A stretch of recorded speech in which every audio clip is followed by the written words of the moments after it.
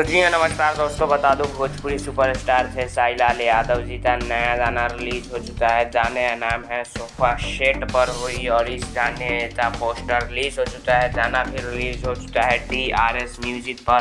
पहली बार इस चैनल पर थे साई लाल यादव जी का, तो इस गाना आया है और काफ़ी धमाल था। वीडियो सॉन्ग है, वीडियो में थे साई लाल यादव ये, साथ में आप तो चांदनी सिंह जी जो कि कुछ दिन पहले देख सकते हैं। पोस्टर इतना शानदार है और डायरेक्ट वीडियो सॉन्ग आज सुबह में 6:30 बजे रिलीज किया गया है DRS म्यूजिक पर। तो जाइए देखिए।